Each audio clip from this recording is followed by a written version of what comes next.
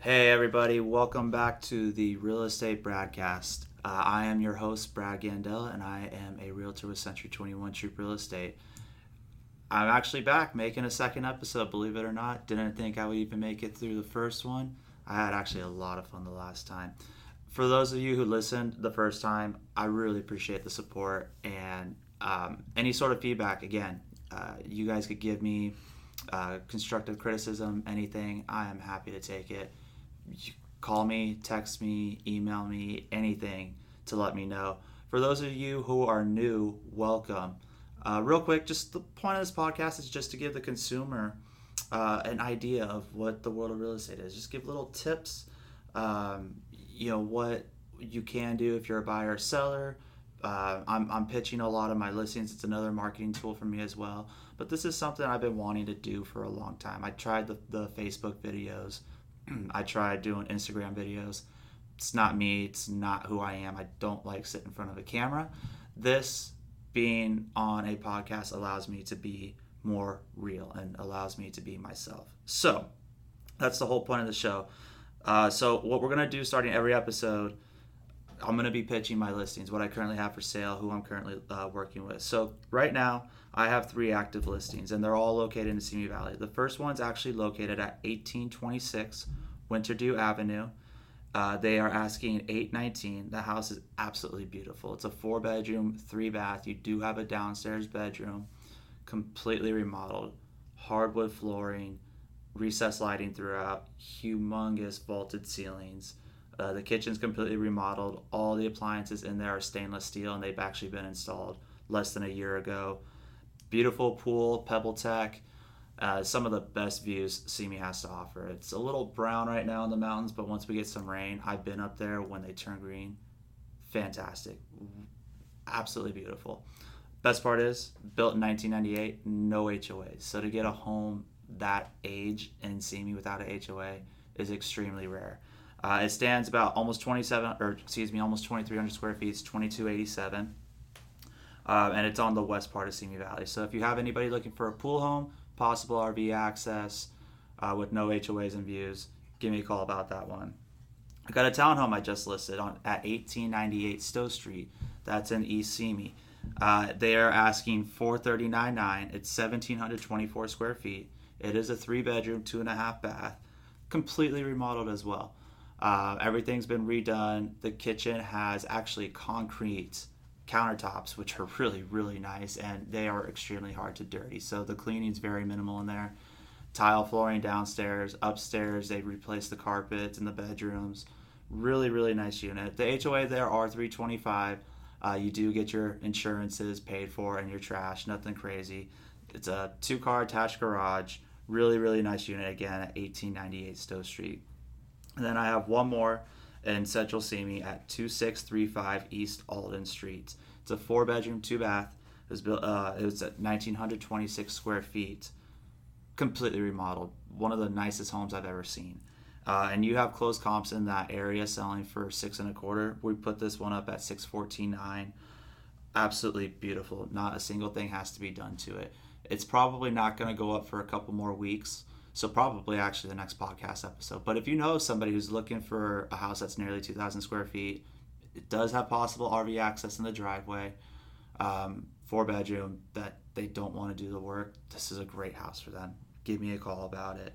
I do have 2 buyers I'm currently working with. One, they're actually looking out in Thousand Oaks up to $650. Very simple people, some of the nicest clients I've had. Just want a simple 3-bedroom, 2-bath. The house, as long as it's clean, they don't care about condition. What they do care about is the lot. So if you have something coming up, or if you know of somebody looking to sell their place in Thousand Oaks and they want to sell, again, up to $650, give me a call, let me know about that. And then finally, I am working with a buyer who's looking to purchase a mobile home. She's all cash. She actually prefers Friendly Village and off Tierra Hada in Simi Valley. 1995 or newer, 2-bedroom, 2-bath minimum. That's all she cares about. So if you know of anybody, looking to sell in there, again, give me a call, let me know. So now, today's episode, we have a very special guest. I've actually known this guy for a little while. He's one of the top agents, not just in our area, but in our entire Century 21 franchise. And I believe last year you were the number 10 agent for Century 21. Right, in the U.S. Number 10 in the U.S. Excuse me. You're all good. So yeah, that's pretty impressive. So today's guest is actually my dad, Alex Gandel. Thank you for being on the show today, dude. Well, thank you for having me. Good Yeah, morning. you like the studio here? Yeah, it's a nice place. I spent a lot of time in your studio. Yeah. Okay, so you want to tell everybody a little bit about yourself, kind of how long you've been doing this for, and how did you get into real estate? Well, I've been doing this for 38 and a half years, actually. Yesterday was my 38 and a half year anniversary in the business. Happy anniversary. And how did I get started? Well, I was 20 years old. I originally went to school to be a CPA, which I hated.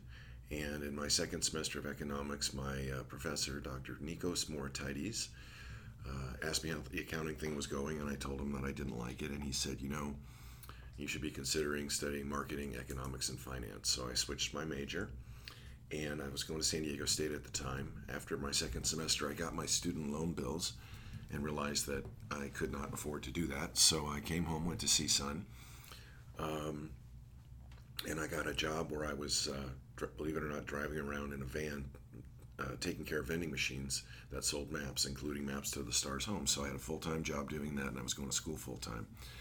When I was away at San Diego State, my dad got in the real estate business, and for the first time in my parents' lives, they seemed to be getting ahead of the game a little bit.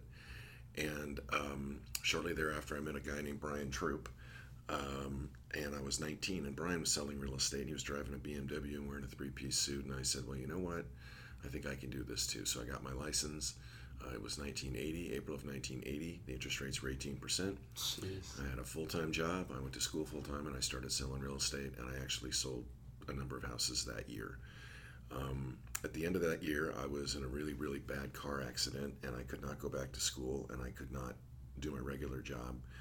So after I got out of the hospital, which was about a month, I think, I was on crutches and a cast for 13 months, and I think that was in December of 1980. I think it was February.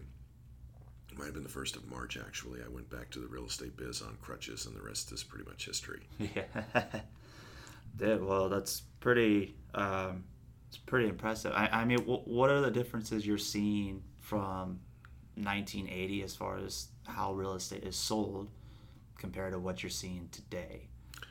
Well, in 1980, I'll put this in perspective. When I started in real estate, personal answering machines were something that were new on the market. So you either had an answering service, or nobody could reach you. And there was obviously no cell phones, there was no computers, there was no internet. The real estate industry relied upon itself for communication. So things like caravans and that type of stuff, that's really how you saw houses. And there was And you no guys photos. caravanned twice a week, correct? Twice a week, and you would get 75 to 100, maybe 120 people at your houses on caravan twice a week. And the interesting thing, as compared to today, yesterday we had an office caravan. We had 11 people, just because of, I don't know why, but normally that would be 20 to 25. Mm-hmm. And then a typical multiple listing caravan on a Friday, you'll get anywhere from 15 to 30, maybe 35. If the place is really spectacular and you're serving a 15-course breakfast, you might get 40 people. So it just shows you that the reliance of on each other. And so it was a much more social business then. And you would sit down in front of the sellers if you represented a buyer and explain why they should accept your buyer's offer. There was a lot of interaction between people, where today it's become almost a nameless, faceless kind of a business, because there are so many people that have gotten in the business during this last rise who are not trained, and they just don't understand that a telephone is supposed to be used for conversations. Mm-hmm. I mean, you get voicemails like, if you want to talk to me, text me, on a cell phone, which just is like, what do you, really? So, that's kind of the way the world is right now. Anyway, so it was a much more social business. Obviously, prices were a lot cheaper. Loans were easier to get for people, even though the rates were really high. You said about 18%. Then, yes. That's insane. But they had programs where they had blend money, which means that if an existing loan on a property was owned by Fannie Mae, they did what's called a Fannie Mae rewrite, where only the new money you paid the 18% for. So, for example, if the existing loan was at, like, say, 8.75 or 8.5, which was pretty par for that time of in our lives, prior to the rates being bumped up to 18, which was to stop inflation, by the way. Then let's suppose the place was 100,000 and it had a $70,000 loan on it, and then the buyer put down 10%. So you had a $20,000 of new money at 18. They blended it with the old money. You probably get a fixed rate of around 11 or something like that. And in an 18% market, that was extraordinary. So the fact that rates today are around 5, just a tick above, they're still historically low. As a reminder, World War II interest rates were in the mid-4s.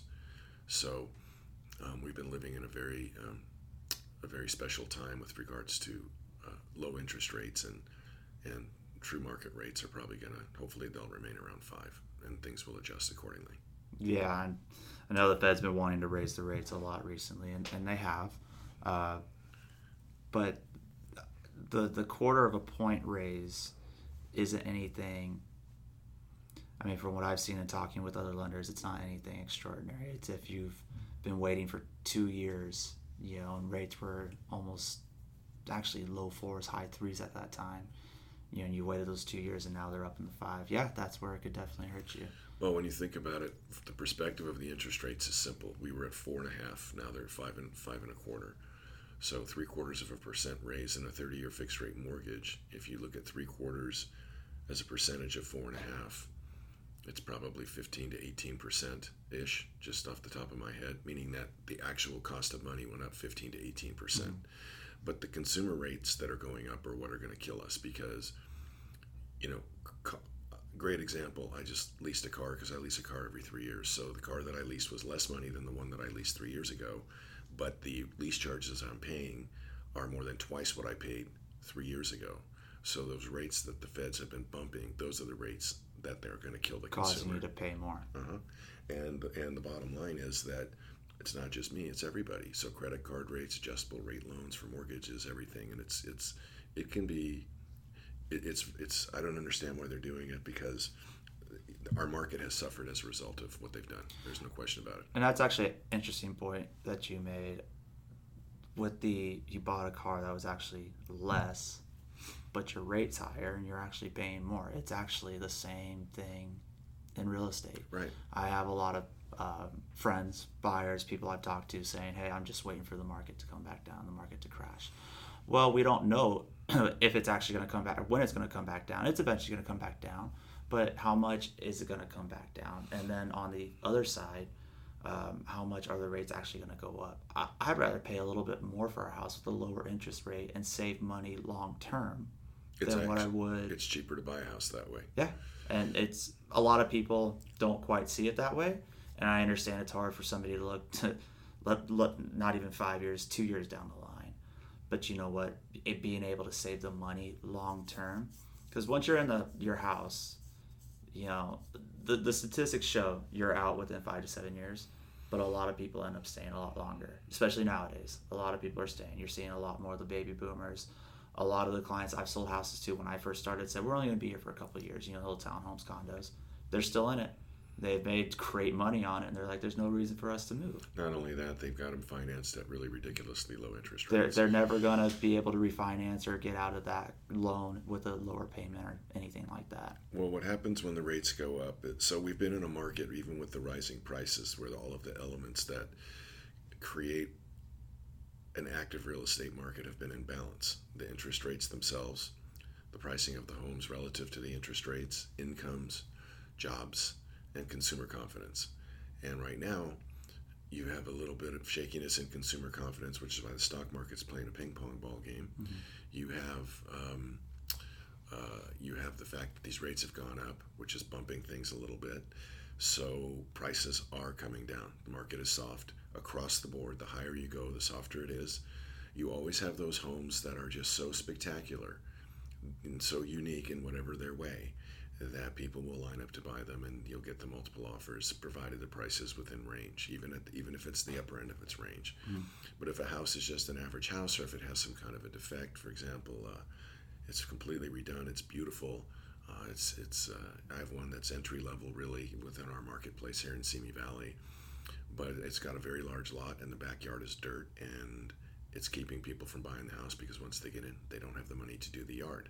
So that just illustrates to me that the market's tightening up and people are definitely becoming conservative. Nobody has a complete loss of memory from the crash of 2007. Nobody.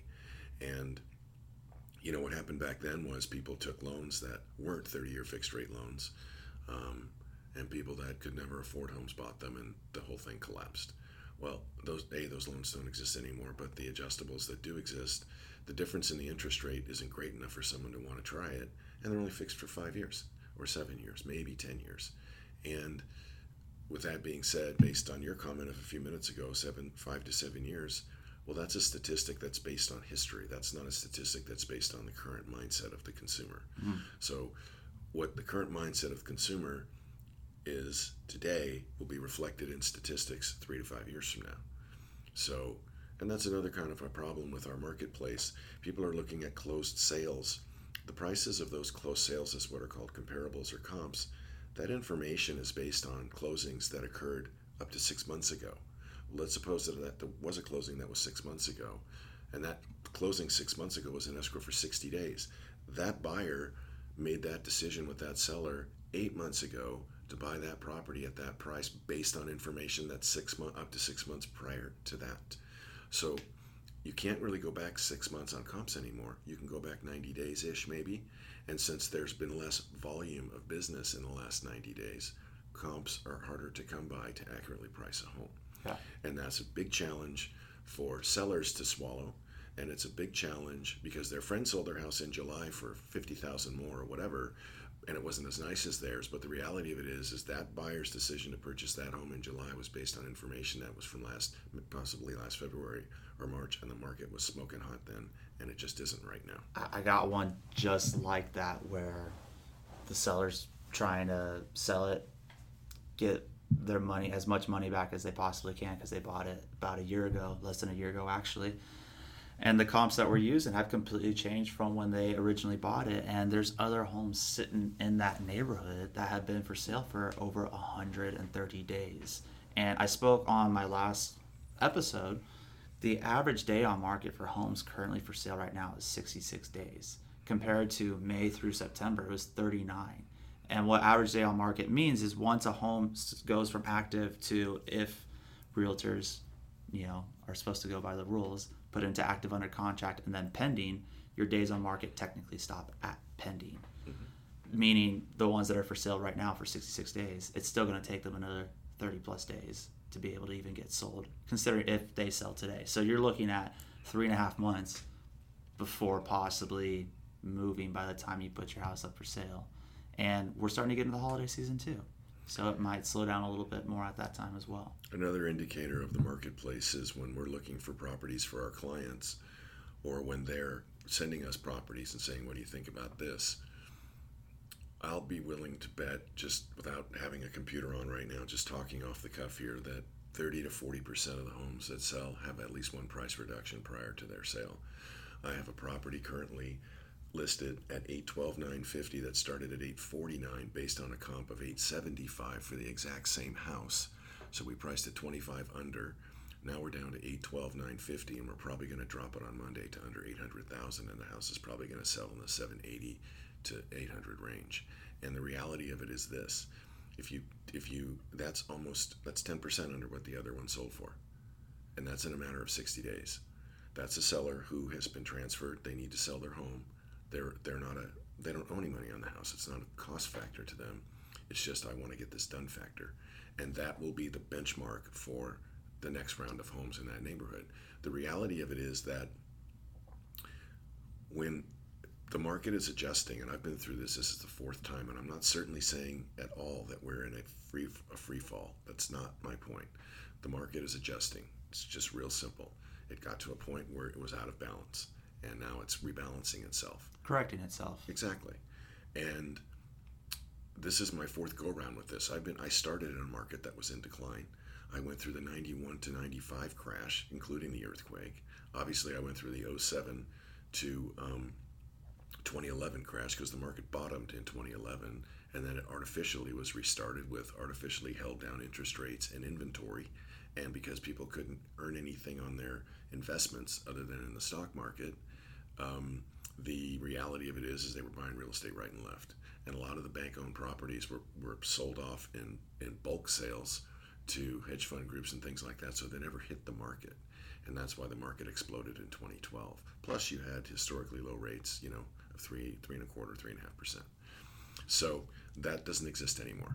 And now we have all these other things going on in our world, tariffs and all this crazy trade garbage, and which is what's really messing up people's minds. And that's why the stock market isn't so stable. Excuse me.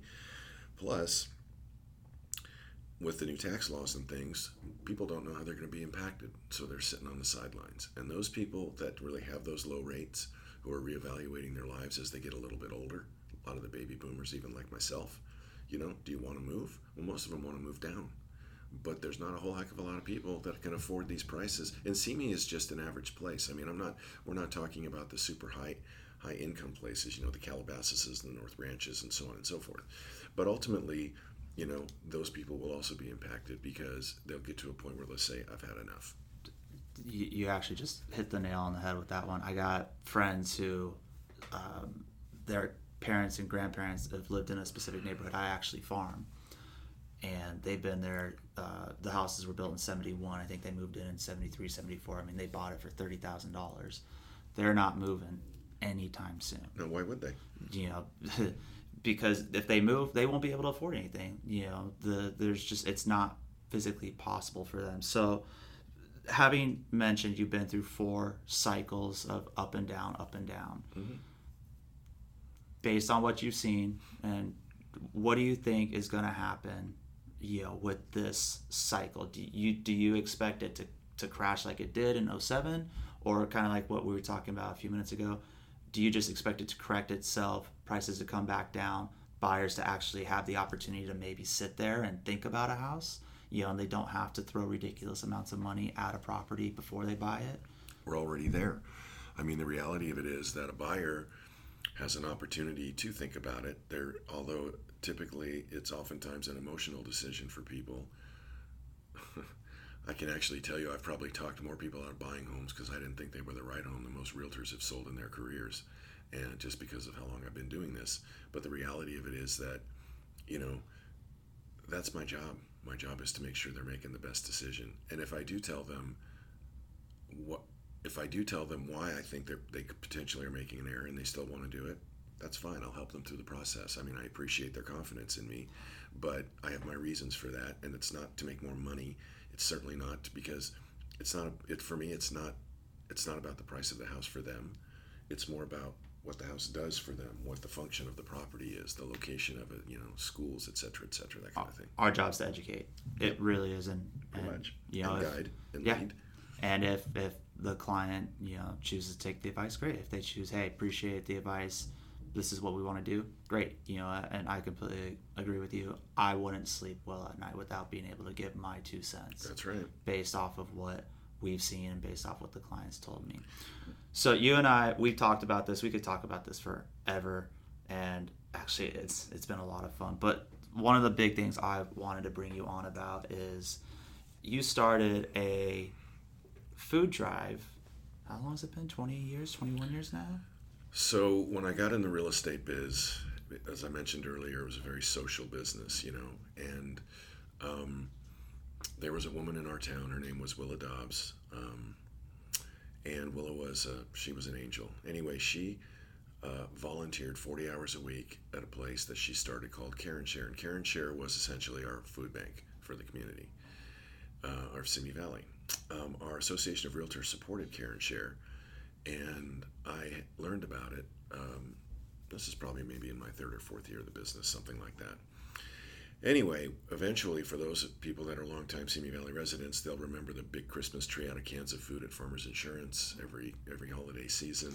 I remember that as a kid. We'd go there and stack all the cans in there and your everything. mom was the only one nimble enough and strong enough and small enough to climb to the very top. The tree was 20 feet tall.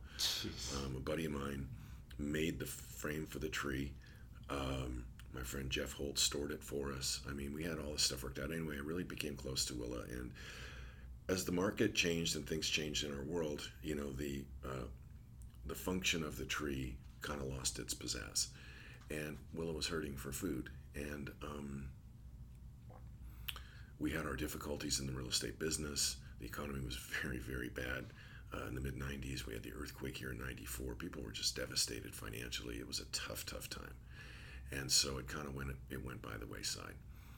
I don't remember exactly when I started the food drive. I want to say it was probably 21 or 22 years ago. But since I can't remember exactly when it was, we're saying this year is the 19th year. And basically what happened was I went down to see Willa one day, and it was maybe a week and a half or so before Thanksgiving, and I said, "Hey, how you fixed for turkeys?" Now, I don't know why I did this that day. I just was curious. I was driving down the street and I hadn't seen her in a little while. And she said she had like 5 turkeys or something for, all of her families. I did not know at the time how many families she served. And she kind of teared up a little bit. And I said, okay. So I called Janet, my wife, your mom, and I said, "Hey, dear, how much money do I have to buy some turkeys for Willa?" And she said, $100. And like I said, things had been tight for us, and everybody.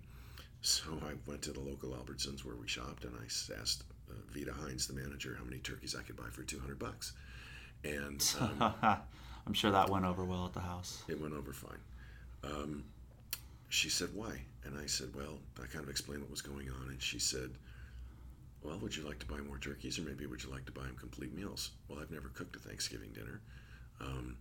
So I said, "Well, let's walk through the store, and it'll help me to understand what it is that we're talking about." So next thing I know, I got a basket with a turkey, a box of stuffing, a bag of potatoes, a couple cans of green beans, cream of mushroom soup, rolls. I think we had cranberry sauce back then, and we also had the turkey onions that you put on top of the green bean casserole, and it was $20. And so I bought 10 meals, and I took them down to Willa, and she just started crying, and I felt like I was 50 feet off the ground. I felt so good. So I came back to the office, and apparently it was radiating off of me, because it so happens that Brian Troop, the owner of the company, was in the office at the time, and I walked in, and he said, "What is up?"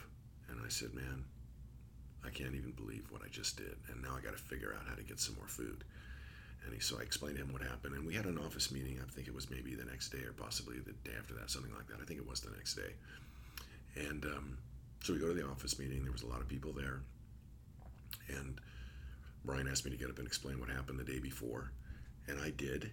And he said, "And Alex needs some more food for Willa," so he had a sign-up sheet. And the sign-up sheet went around the office and around the meeting, and the next thing I knew, I had enough pledges, if you will, to buy another 140 some odd meals. And I'm thinking to myself, where am I going to get 140 something turkeys and 200, almost 300 cans of green beans, whatever? So before I said anything to Willa, I called Vita, and I said, "Hey, Vita, this is what just happened." She said I could have the food, no problem. So understand, this was completely disorganized, because A, we didn't have 5-pound bags of potatoes back then, which are self-sealed like we do now. Mm-hmm. We had to buy these gigantic bags of potatoes and then count out potatoes and put them in these little plastic bags, which all tore. We had potatoes all over the place. It was crazy. Plus, I had to get transportation to get the food over to Willa. Anyway, when Vita told me it was cool, I went over to see Willa, and I said to her, "Can you deal with another 140 some odd meals?" And she couldn't believe it. She goes, "Oh, I could deal with way more than that." I said, "Okay, fine. Well, I got enough money together to provide another 100. So basically over 150 families got to eat that Thanksgiving who otherwise wouldn't have eaten. And I rented this yellow Ryder truck. We loaded everything up. I actually have pictures of it here in the office. I got a company called the Moving Connection. Back then, they're no longer around, to donate the boxes to transport the food. This all happened like in a matter of days, literally in a matter of days. And we went to the Church of the Nazarene at the S-Curve on Royal. We backed the truck up. There was a line of people there, and we handed them their food. It was one of the most amazing experiences I've ever had. Why I was the guy that was selected to come up with this idea, I don't know. But all I can tell you is that it's contagious. And so that day, I was getting ready to leave. Mom was in the truck, and this little old man comes walking up. And, he was tiny. And I said, "Hey, sir, are you here for your meal?" He goes, "I'm ashamed to say that I am." And I said, "Well, we're here to help you." So he points to the truck and he goes, "Hey, is that your rig?" And I said, "Well, it is for about another hour or so." He goes, "Do you mind if I look inside?" I said, "I don't mind at all." So I opened the door and there's Janet. She said hello and he said hi to her. He goes, "Yep, I used to drive one of these rigs across the country, but I never had one of them sitting next to me in the seat." Well, I come to find out that this little old guy is an old veteran who lived in a single wide mobile home here in Simi Valley, living on VA disability and very little Social Security. And his wife was ill and non ambulatory. And I thought to myself, how many meals are those two people going to get out of all that turkey and all that food? Well, yeah, because the meals nowadays, and I assume it was pretty similar back then. I mean, they get about 15-pound turkeys, and Or that more, that actually. feeds a family of 10. Right. You know, so they're With able all the to, goodies, yeah. yeah, and they're able to store all of that. I mean, you guys came to the house the other night, and we had what, 7 people at the house, and I did a little 6-pounder on the smoker, and we had leftover meat afterwards. Right. Well, so what happened was, I was probably around July or August of the next year, and Janet and I were talking, and she goes, "You gonna do that turkey thing again?" And I said, "Of course I'm gonna do that turkey thing again." So, anyway, that's how it all started, and we kept it internal here for a long time. We didn't, we reached out to clients and friends and family, but we didn't. Internal, you mean Simi Valley? Not only Simi Valley, but just the company. We didn't have outside donors, corporate sponsorships, or anything like that. So I know it's taking a little time, but it's important to get the story out. So anyway, so it grew and grew and grew. And then Brian, the company grew, so then it was Simi Valley and Moore Park. Then it was Simi Valley and Moore Park and Thousand Oaks. Then I think it was about 11 years ago, or so, 10 years ago maybe, I was asked to be on the foundation board at the hospital. And that's quite an honor, and I'm still on that board today. I missed a meeting, and the CEO of the hospital, his name was Darwin, called me up and said, "Hey, you've just been on this board for 2 months and you already missed a meeting. It was in the fall." And I said, "Well, I've got this other commitment. It's a food drive thing. It's been going on for a long time. And I'm sorry, I just couldn't be in two places at the same time." And he goes, "Well, then you owe me lunch." So anyway, we go to lunch. He's got my resume there. And he asked me about the turkey drive. He already knew about it, obviously. And he said, "So do you guys accept outside corporate sponsorships?" And I said, "We never really have. It's always been internal." He said, "So you're going to turn down the hospital's donation?" I said, "No." And he said, "I'm challenging you. I'm looking at your resume here, marketing, finance, economics. I'm challenging you to come up with a corporate sponsorship plan and go out and get outside businesses so you can feed more people." And that's how that all started. And we had that thing rocking and rolling. Well, within 2 years or so, maybe 3 years after that, uh, we were approached by somebody named Bob Harrison, one of my all-time heroes, who no longer is with us. Bob had heard that the CB base, there was a donor that gave the CB base turkeys every year, and that donor had disappeared. The naval base in Port Hueneme, for people who aren't familiar with that. Right. So we decided that we were going to, as a way to thank them for the service to our country and giving us the freedoms that we have, adopt them. So ever since then, every year, 750 families on the CB base get one of those meals. And it has nothing to do with anything other than just our way of saying thank you. So to sum it all up, last year, throughout the county, we provided meals for 2,880 families, or if you multiply that by 10, a little bit under 30,000 people. The families are all selected by their food banks. There's a central database to do the best that we can to ensure that the people aren't double dipping, meaning going to Ventura to get a meal and then Santa Paula and then Simi or whatever. There are a total of actually 4 distribution sites. Essentially, you've got the CB base in Port Hueneme, Thousand Oaks, Simi Valley for Simi and Moore Park, and Ventura for West County. Skinny Wimp Moving Company donates their people and their trucks. They move the food all over the county for us. They do all the heavy lifting for us. We have this thing down to a science. And for $25 a family, you can feed as many families as you want. And it's fully tax deductible because it's made payable to a 501c3 foundation, which is a tax-free deal. It's just grown and grown and grown. Historically, there have been probably close to 250,000 people have received a meal from this. That's crazy. That's awesome. So I get a little choked up about it, but who knew? And I think the message for it is real simple. I think the message is that people are good and they're kind and they want to give. They just don't know how. And this is the easiest, simplest way to do it. So that's it. It's amazing. I've obviously grown up with it. I've seen it since almost it started, not knowing much about it or understanding the impact it makes on the people until more recently. And every Monday before Thanksgiving, we actually one of the distribution areas is actually at our office, and families are told to come here at 9 to line up to get their food. You have families that are here at 7:30 in the morning, Mm-hmm. and it's 35 degrees outside. I mean, I've been here when it is freezing, Rainy. and folks are here waiting, and they're here with their kids, and they don't have anything. I mean, they barely had enough gas to even come here to pick up their food. And Some people ride a bus. Some people come on bikes. We have people that simply are non-ambulatory, seniors in particular. Mm-hmm. So we deliver to them. We have Ventura County Health Services. In the last probably 7 or 8 years, we've been able to give them between 50 and 70 meals a year, and those meals actually go to the families that are basically living at poverty level, that have essentially somebody who's terminally ill in the family, and they're receiving support from the county health services, so that the health providers and the families themselves have a nice meal. We have Ventura County Social Services. That's the group that actually trains mentally challenged adults to be functional in our society, and they come and they're all taken care of, and those people are, I mean, it's unbelievable what's happened with it. And certainly it's not, I don't want to take any credit for any of this. The reality of it is that it's got its own life, and it's supported by hundreds and hundreds and hundreds and hundreds of people, not just volunteers, but we send out letters. That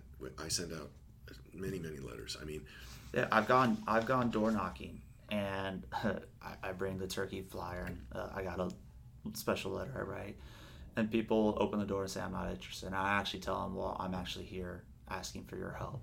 And people will look at me with really curious look and say, well, what are you doing knocking on my door asking for help? And I tell them I've gotten a lot of donations from people, and in fact I've actually gotten a lot of people to call and say, hey, how can I be here to help that's right. distribute and see those families? So okay, so what's the easiest way for somebody to be able to donate? Well, the easiest way to donate is to just drop a check in the mail to the Everest Community Foundation, because as you know, the company's name was recently changed to Century 21 Everest. Mm-hmm. And just send it to you or me here at the office for the number of families they want. Or you guys could call, text, email me. You could call my dad's office, and one of us or one of his assistants can help guide you to the right area to drop off the money. There's a website to pay online, but I don't want to do that because right now it's down. They're having some serious technical issues with it. I'm hoping it'll be up and rolling again in the next couple days. Technology is not always perfect. Mm-hmm. So, but again, they can always call the office, 805-522-6788, and get the website. Give us a couple days till they get it up and rolling again. And then you can donate online, and you'll be able to click a button as to what city you want it to go to. If you want it to go to the Navy, if you want it to go to Simi Valley, Moore Park, wherever. And excuse me, it's not about anything other than how many families would you like to help this Thanksgiving. Yeah, it's awesome. And actually, if you don't want to donate or help with the families, we are doing a fundraiser at the Simi Valley Cronies on November 7th all day. Just go there, mention it. 20% of your bill goes towards the turkey drive. And last year, I think from the Simi Cronies alone, we raised about $300+ from people going in there. It was maybe closer to 400. So basically, $400 feeds 16 families, so 160 people. And if you're just going out for a normal dinner and you just mention it. There's also a painting and drinking thing on November 1st at the painting place here in town, and that's from 4 to 6, I think. So you can also call here and get more information on that. They just put that together yesterday, so I don't quite have that. But I know we've taken a lot of time with this, but it's a lot of fun to do, and you really can touch the lives of people that you just don't know, and there's really no better feeling than that. Yeah, absolutely. So I appreciate you being on. Thank you for having me. Did you have a little fun this morning? I love this kind of stuff. I appreciate you coming a little bit earlier than you normally like to. But I worked late last night too, but no worries. Hey, everybody, have a wonderful holiday season. Be safe. Enjoy your families. Count your blessings, and we're always here if you need us. And thank you guys for listening again. Can't wait to do an episode again for you. If you need anything, feel free to give me a call. 805-300-5206. Shoot me a text. Email brad@bradgandell.com. Look forward to talking to you guys soon. Take care. Bye.